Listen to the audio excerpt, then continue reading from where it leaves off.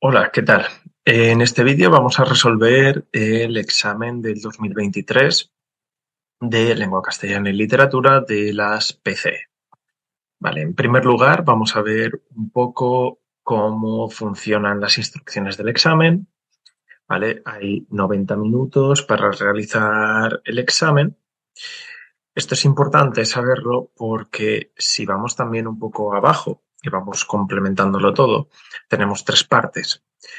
Con lo cual, sería interesante que le dedicásemos unos 30 minutos a cada parte, ¿vale? Y así poder ir tranquilos haciendo los distintos tipos de preguntas, ¿vale? No se permite ningún tipo de material, solo se puede comunicar con el personal del tribunal, si no nos pueden acusar de copia ilegal. Solo lo podemos utilizar con bolígrafo azul o negro. No se puede utilizar ningún tipo de corrector, ¿vale? Nada de Tipex. Y no se pueden utilizar hojas externas, ¿vale? No se puede utilizar ninguna hoja que no haya sido entregada por algún miembro del tribunal. Solo podemos utilizar sus hojas. Vale, en cuanto a los criterios de evaluación, tenemos, como os he comentado antes, tres partes, que serían estas de aquí. La primera parte tenemos 12 preguntas objetivas, es decir, 12 preguntas tipo test, de las cuales solo hay que responder 10 de estas 12 preguntas. Si se responde a más de 10, solo se corregirán las 10 primeras. Por lo tanto, cuidado con esto, porque lo que es en la hoja del examen solo hay que contestar 10. Lo que sí que podemos hacer es probar a responder las 12 y luego eh, rellenar en la hoja del examen las 10 de las que estemos más seguros, por ejemplo, ¿vale? Cada acierto suma 0,5, cada error resta 0,15. Las preguntas en blanco no computan. Quiere decir que nos sale más rentable, si no estamos del todo seguros, no contestar, dejarlo en blanco, porque así no nos resta.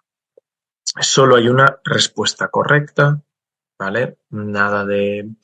No va a haber opción múltiple ni cosas de este estilo, solo hay una respuesta correcta.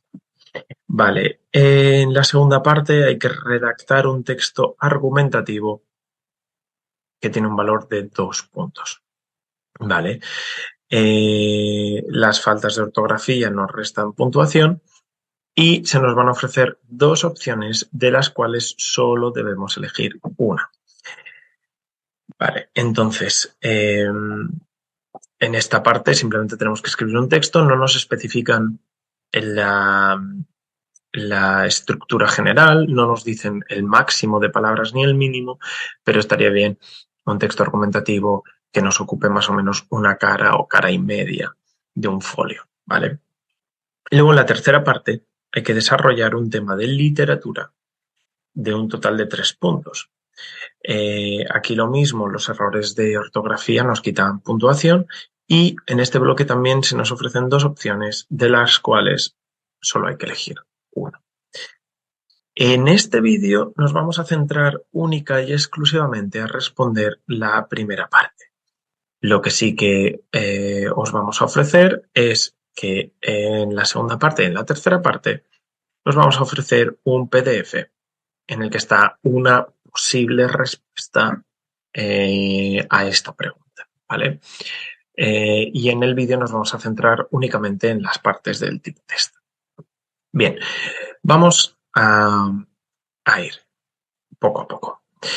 Bien, si lo que podéis hacer antes de que vayamos a las respuestas del examen es, si os habéis descargado el examen, ahora sería el momento en el que tendríais que leer el texto, ¿vale? Podéis pausar el vídeo aquí, os leéis el texto y una vez lo hayáis leído, le dais otra vez al vídeo y seguís conmigo la resolución de las preguntas. Vale, entonces, la primera parte nos habla de qué tipo de texto es. Vale, y aquí lo que vamos a ver es no solo porque la respuesta correcta es correcta, sino también porque el resto de preguntas, o sea, de respuestas son falsas. Vale.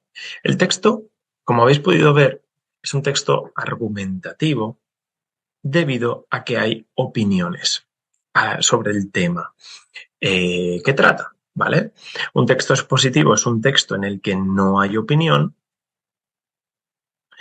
y un texto descriptivo tampoco hay opinión, ¿vale? Entonces, ¿cómo podríamos ir y verlo en el texto? Pues si vamos al texto, por ejemplo, eh, sin irnos demasiado lejos, en la conclusión dice, las nuevas palabras producidas con estos recursos pueden no gustarnos. Es decir, esto es una opinión del autor del texto y además, fijaos que esto está en primera persona del plural en este caso, ¿vale? Pero los textos argumentativos se caracterizan por tener opinión y por estar escritos en primera persona, ya sea del singular o del plural.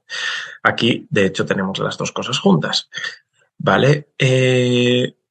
O más ejemplos de esto. Además, debemos recordar, volvemos a lo mismo, estamos en primera persona del plural y encima de esto es una orden. Nos intenta convencer de algo, ¿vale? Entonces tendríamos la tercera característica. Nos da una opinión personal, aparece la primera persona y encima nos intenta convencer de algo, ¿vale? Entonces aquí tendríamos el porqué de el porqué de esta respuesta. Vale, vamos a pasar a la pregunta número 2.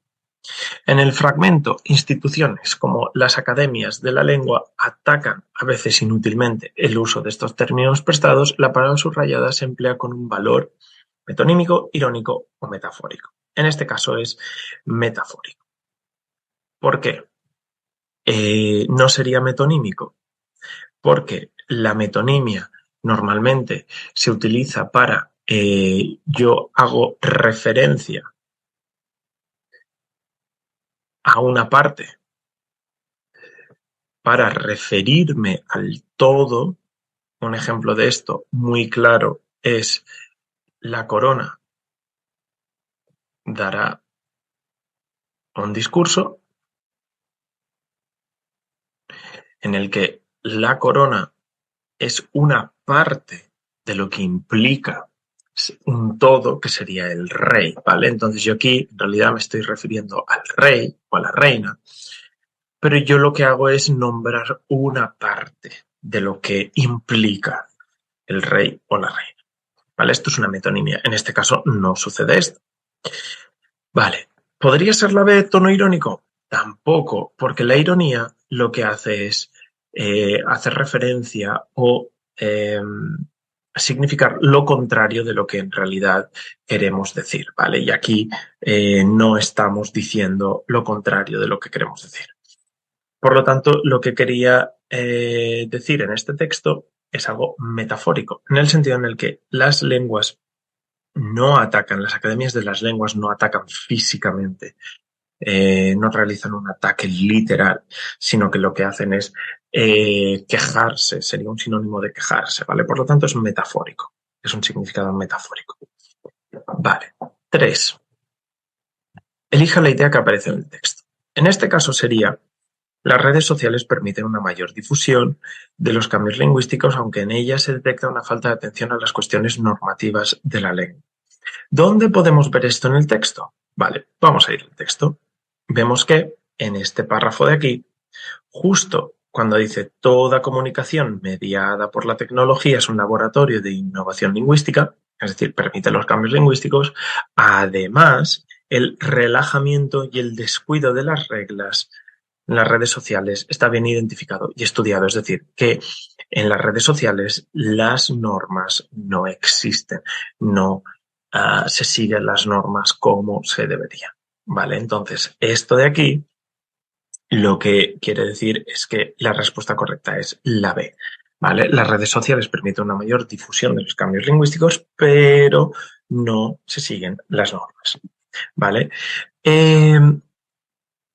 La A es falsa, ¿vale? No es correcta, porque dice, los neologismos creados en las redes sociales suelen tener mayor aceptación entre los habitantes y las instituciones que los originados en los medios.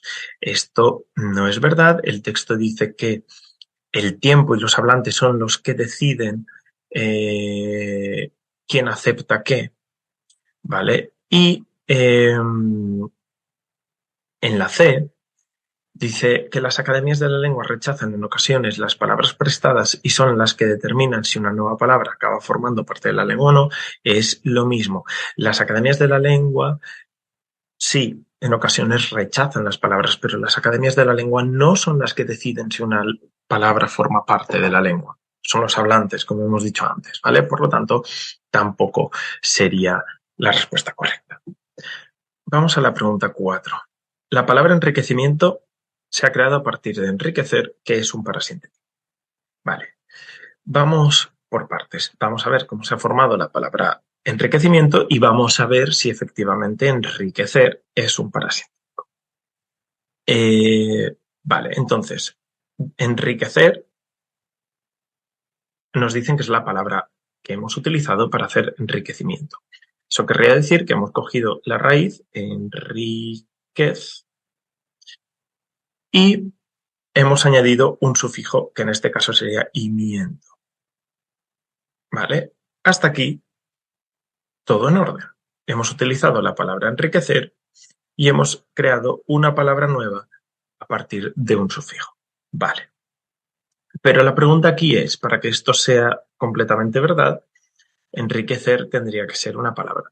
Enriquecer tendría que ser una palabra parasintética. Vale, ¿qué quiere decir esto de palabra parasintética? Vale, lo primero que nos tenemos que preguntar es de dónde viene enriquecer. Enriquecer viene de rico. Vale. ¿Cómo hemos formado enriquecer? Para formar enriquecer hemos cogido rico, le hemos añadido un prefijo y un sufijo, ¿vale?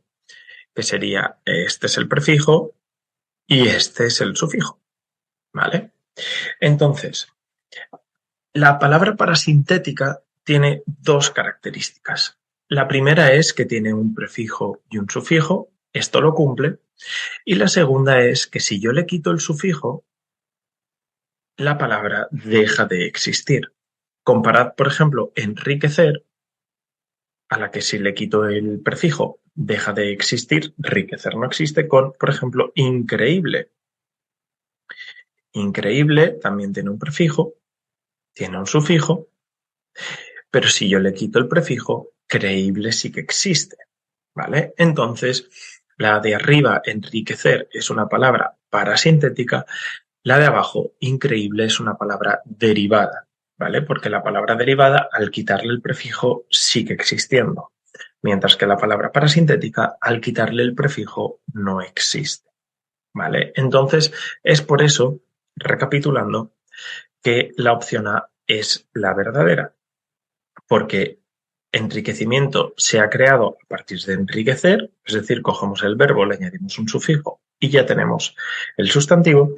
Y además, enriquecer es una palabra parasintética, porque tiene un prefijo, tiene un sufijo, y si le quito el prefijo, deja de tener sentido. ¿Por qué el resto no serían correctas? Pues muy sencillo. En la B nos dice que está formado a partir de un prefijo, un interfijo y un sufijo flexivo. Esto no es verdad. Los sufijos flexivos son los de género, los de número y los de los verbos, ¿vale? Tiempo, aspecto, modo, etc. Pero enriquecimiento no es un verbo y no tiene género. La O no sería de género porque no existe su variante en femenino, por ejemplo. Y no tiene morfema de número, ¿vale? Porque no hay una S. Entonces, esta no sería correcta porque nos están diciendo que tiene algo que en realidad no tiene. La C, porque es incorrecta. Se ha formado a partir de enriquecer mediante la adición de un sufijo derivativo y un sufijo flexivo. ¿Tiene un sufijo derivativo? Sí, el imiento. ¿Tiene un sufijo flexivo? Como os acabo de comentar, para la resolución de la opción B, no tiene un sufijo flexivo, porque los flexivos son de género y número y no tienen nada que indique ni género ni número. Vamos a la pregunta 5. La estructura morfológica de inútilmente es. Aquí hay que tener cuidado con los paréntesis, pero antes de entrar a analizar los paréntesis, muchas veces podemos ver las otras opciones y veremos que ya podemos descartarlas de entrada. Entonces, por ejemplo, la opción C nos dice que esto iría en bloque. Pero claro, si analizamos la palabra inútilmente, veremos que inútilmente viene de inútil, luego inútil viene de útil. Por lo tanto, esto de aquí, este in, debería ir suelto, pero aquí nos lo ponen junto. Por lo tanto, esto no funcionaría, no sería correcto y por lo tanto no sería la opción válida. ¿Por qué la B tampoco lo es? Bien, la B no lo es porque nos están diciendo que esta E va separada, pero esta E en realidad no marca absolutamente nada, no marca ni género, no marca número, no marca absolutamente nada. De hecho, el sufijo es mente en bloque, ¿vale? Como en la opción A y en la opción C. Por lo tanto, aquí tendríamos otra manera de descubrir que esta no es la opción correcta y que por lo tanto la única opción correcta es la A, ¿vale? Además, en la A, lo que nos dicen es lo siguiente, que inútilmente se ha formado a partir de útil, al que le ponemos un prefijo, inútil, al que le ponemos un sufijo. Si seguimos el orden de los corchetes, ¿vale? Pero en cualquier caso, recapitulando, lo que nos puede servir para esta pregunta es, independientemente de los corchetes, fijaos en otro tipo de matices que os permiten descartar las opciones incorrectas y llegar a la opción correcta sin necesidad de meteros en el berenjenal que es el analizar los corchetes. ¿Vale? Vamos a la pregunta 6. En las palabras dinamismo y vitalidad, los sufijos ismo e idad significan tendencia, actitud, respectivamente, movimiento y cualidad, respectivamente, cualidad en ambos casos. Vale, en este caso significan cualidad. ¿Vale? Dinamismo es la cualidad de ser dinámico y la vitalidad es la cualidad de ser vital, es decir, de tener vida, de tener energía en este caso, ¿vale? El resto no podrían serlo porque, por ejemplo, en todo caso, actitud en vitalidad, la palabra que indique actitud en todo caso sería vital, es una persona vital, es una persona con una actitud vital. En la B nos intentan hacer un poco un truco psicológico, ¿no? Que dice que indica movimiento, pero claro, la palabra en sí misma, dinámico, dinamismo, todo eso implica movimiento, la palabra en sí mismo, pero lo que nos están diciendo es qué significa el sufijo, ¿vale? Eh, por lo tanto, la respuesta correcta sería cualidad. El dinamismo es la cualidad de ser dinámico, vitalidad es la cualidad de ser vital, ¿vale? Lo referente a lo vital. Entonces, vamos a la pregunta 7. En la pregunta 7 lo que tenemos es una pregunta de sintaxis. Nos dicen en la oración, además, debemos recordar que no todos los neologismos, sea cual sea su procedencia, pasarán a la lengua. El fragmento subrayado es una oración subordinada sustantiva con función de complemento directo. ¿Cómo sabemos esto? Vale, vamos a buscar la oración subordinada, que la tenemos aquí. Para que sea una oración subordinada sustantiva, podríamos sustituir todo este bloque que acabo de subrayar por eso. Yo podría decir, además, debemos recordar eso. ¿Tiene sentido? Sí, tiene sentido. Vale, por lo tanto es una oración subordinada sustantiva. La pregunta es, ¿por qué es la B y no es la C? Porque en la C nos dicen que también es sustantiva, solo que cambia la función sintáctica. Bien, es la B porque para que sea complemento directo se podría sustituir por lo, ¿vale? Toda la oración subordinada se podría sustituir por lo.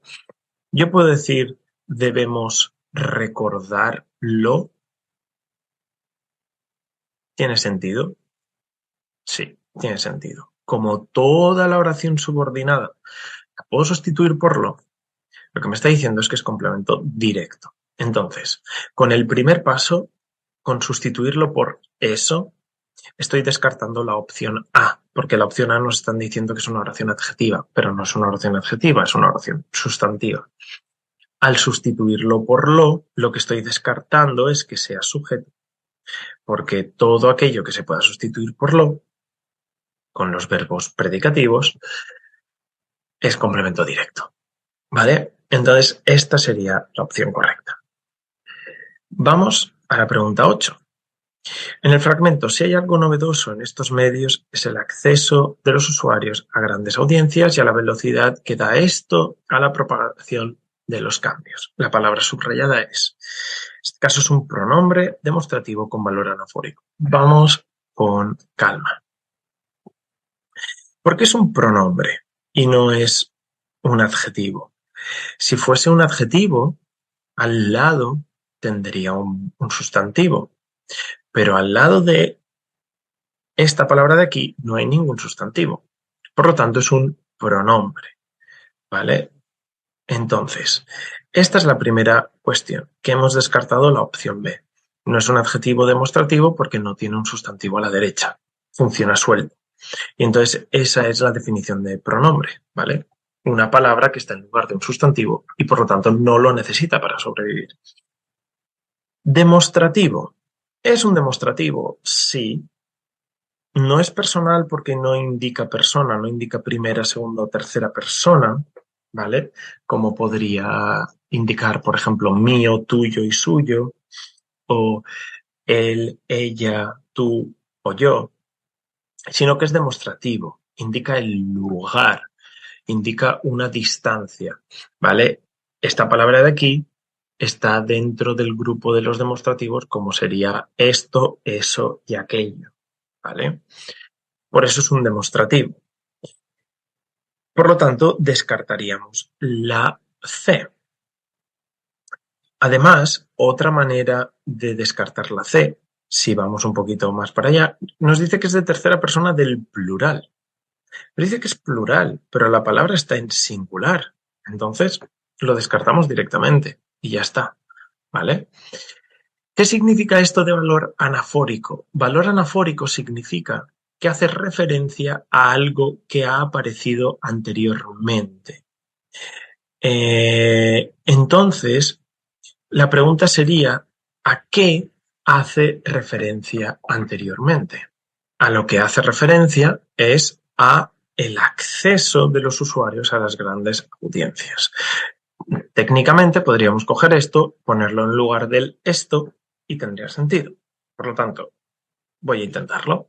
Si hay algo novedoso en estos medios es el acceso de los usuarios a grandes audiencias y la velocidad que le da el acceso de los usuarios a grandes audiencias a la propagación de los cambios, ¿vale? Entonces, como esta palabra está haciendo referencia a algo que ha aparecido antes, tiene un valor anafórico. Y como esta palabra está sola, no tiene un sustantivo a la derecha, es un pronombre, ¿vale? Vamos a la pregunta 9. En el fragmento, ¿cómo deberíamos considerar estos cambios? El elemento subrayado es, vale, el elemento que nos subrayan en el examen es este de aquí, el cómo. Vale.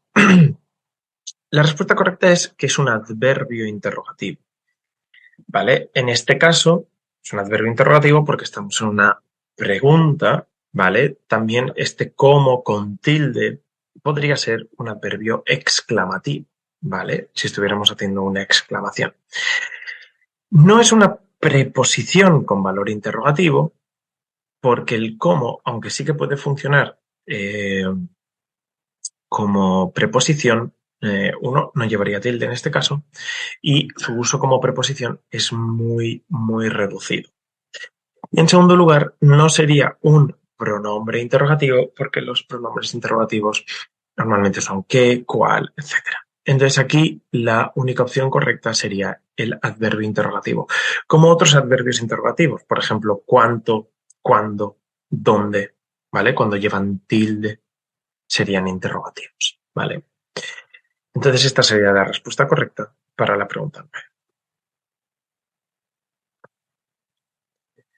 En la pregunta 10, las palabras lengua y sánscrito se relacionan entre ellas porque la primera es un hiperónimo y la segunda es un hipónimo. ¿Qué quiere decir esto?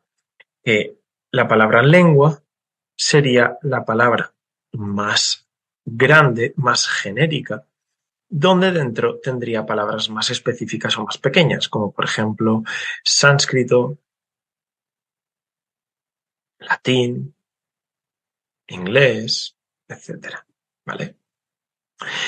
El típico ejemplo que se suele poner de hiperónimo, que sería la palabra más genérica, y de hipónimo, que sería la palabra más pequeña, suele ser el de los muebles o el de las flores, ¿vale? Es decir, pues mueble como hiperónimo, y dentro de mueble tendríamos silla, mesa, armario, etcétera. Flores, margarita, rosa, clavel, etcétera. ¿Vale? Entonces, básicamente es eso. Simplemente para matizarlo, lo que hay que tener en cuenta es que el hipónimo es un tipo de hiperónimo. Es decir, que el sánscrito es un tipo de lengua, de la misma manera que la silla es un tipo de mueble. ¿Vale? Entonces, eso es lo que tendríamos que tener en cuenta. Vamos a ver también por qué el resto no son respuestas correctas. Mantiene una relación de homonimia. Las palabras homónimas son aquellas que se parecen, ¿vale? Que se escriben igual, que se pronuncian igual, cosa que no es así. La A, se relacionan entre ellas por ser cohipónimos del hiperónimo lenguaje. Lo que nos están diciendo aquí es que, por ejemplo, el sánscrito, el latín y el inglés son cohipónimos, es decir, que son compañeros dentro de su categoría de hipónimos. Y que la palabra genérica sería lenguaje. Entonces esto nos dejaría un esquema como el siguiente: lenguaje, donde dentro tendríamos sánscrito y lengua. Pero claro, teniendo en cuenta lo que os he dicho, que la relación entre los hipónimos y los hiperónimos es de tipos de, el sánscrito no es un tipo de lenguaje y la lengua tampoco es un tipo de lenguaje. Entonces se quedaría fuera, ¿vale? Porque el lenguaje es la habilidad para hablar, mientras que la lengua es un idioma específico, ¿vale?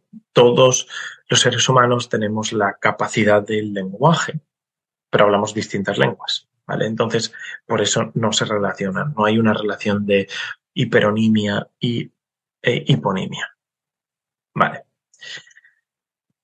Si vamos a la pregunta número 11, nos piden un sinónimo de paulatina en el texto, en este caso sería lenta, ¿vale? Rápida y abrupta serían antónimos, ¿vale? Son palabras que significan lo contrario. Algo paulatino es algo que se aplica o que sucede poco a poco, y en este caso sería lento. Si vamos a la 12, un antónimo de preservar en el texto sería descuidar. Más que nada porque cuando preservamos algo, lo que estamos haciendo es cuidarlo. Y un antónimo, que es una palabra que significa lo contrario, lo que estamos haciendo es descuidar en este caso, ¿vale? Ni desvalorar ni olvidar, ¿vale? Sería descuidar. Con esto acabaría la corrección del examen de la PCE de 2023 de lengua. Si queréis ver unas posibles respuestas para el bloque 2, el texto argumentativo, y el bloque 3, la pregunta de literatura, os dejo el PDF a vuestra disposición para que podáis echarle un vistazo. Así que nada, un saludo y hasta pronto.